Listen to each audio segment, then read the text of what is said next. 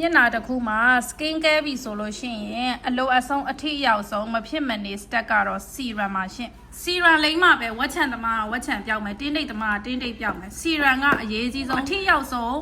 ကုသပေးနိုင်တဲ့ပစ္စည်းလေးတွေပေါ့နော်ပြုပြင်ပေးနိုင်တဲ့ပစ္စည်းလေးတွေပါအဲ့တော့သူစားစီမှာဆိုရင် serum က2မျိုးရှိပါတယ်ဒီတေးသေးလေးတွေကတော့ဒါတင်းတိတ်အမဲဆက်ကုသတဲ့ serum လေးပါသူက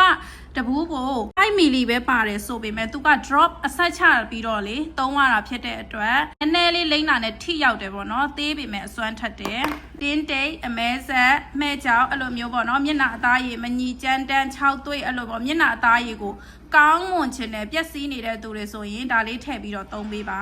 ကိုယ့်ရဲ့အသားရည်ကကောင်းပြီးသားပဲနေ့စဉ်ထိမ့်သိမ့်မှုအတွက်သုံးချင်တယ်ဆိုရင်တော့ဒါလေးတွေသုံးပေးပါဒါလေးတွေကကြတော့သူက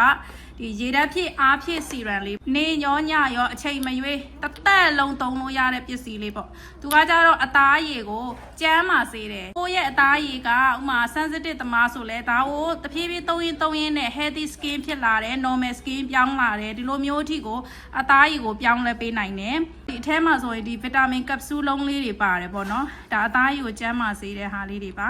လုံးဝစီးကပ်ခြင်းမရှိလိမ့်မိတာနဲ့6တိတ်လေးနဲ့စိတ်ဝင်သွားပါတယ်လက်ကတော့ဒဗလင်းကုန်ကန်လေးဆိုရင်တော့လုံးဝအဆိုအိနေတဲ့အသားရည်လေးကိုရမှာဖြစ်ပါတယ်ဝက်ချံသမားတွေလည်းသုံးလို့ရပါတယ်ရှင်